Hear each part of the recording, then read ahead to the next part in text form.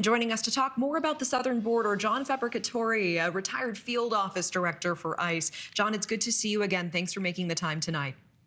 Hey, thanks for having me back on again. Let's talk about this. This week, Politico reporting that a group of prominent military contractors, including former Blackwater CEO Eric Prince, have proposed using civilian managed processing camps on military bases to carry out deportations. Now, Prince himself is saying there's no indication the government is interested at this time.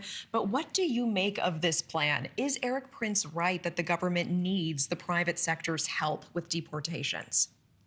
Well, I think President Trump wants to look at all options. So even though that this was unsolicited, I'm sure people in the government are looking at it. But I think more or less what the government really needs, especially ICE and ERO, is a logistic help. They need help with having aircraft and setting up base camps and things like that. They need that help where they don't have to send their actual agents out to do that, and their agents can stay out on the street.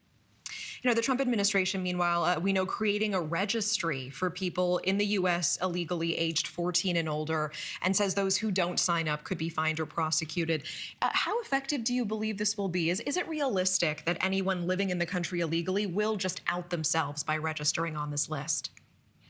Well, they should register because it's going to be the law. But, we are probably going to have a lot of people that won't do it. Look, we have 1.4 million people that have not left when they've been ordered deported by an immigration judge. So we already know that they're not going to follow the law on all of this. But because of this law, this will be an extra criminal charge if ICE does come upon them and they have not registered. I want to shift to what Brian Entin was just talking to us about, because we are seeing crossings at the U.S.-Mexico border drop. Some say the focus of border enforcement actions will be the Florida coast going forward, the third American border, as it's referred to. And that shocking statistic that Brian Entin just brought us, 8,000% increase of Chinese migrants trying to cross there. How does the mass deportation plan change if the crossing hotspots shift towards Florida? That's already in the plan. There's going to be shifting. The cartel look, the cartel wants to make its money. Just like Ali said earlier, the cartel is used to making billions of dollars. And with this being shut down right now, they're losing money. So they're going to try to shift their operations to other places. But we're going to be ready for that. There are plans in place for that.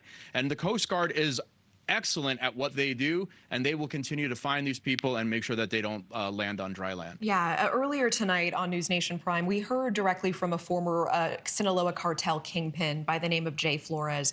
He says he wishes there was more U.S. emphasis on the back end of the cyclical drug trade, in that he and his brother were able to send down $2 billion back down into Mexico, into the Sinaloa cartel's pocket from the drug trade, unfettered. He said not a single semi-tractor trailer, not a single car carrying American cash was ever stopped, versus seizures of drugs that are regularly stopped. It's a line item they account for in the business.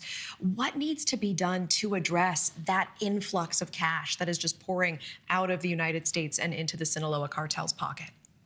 We need to do a better job at outbound traffic. So, right now the CBP is going to have to start looking at outbound traffic. They need to stop any money that's going over, that's illicit money going back into the cartel's hands. They need to stop weaponry that's going over our border into Mexico.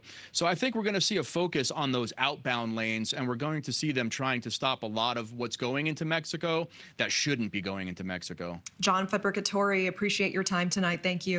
Thanks for watching. Go to joinnn.com to find News Nation on your screen. And don't forget to click the red subscribe button below to get more of News Nation's fact-driven, unbiased coverage.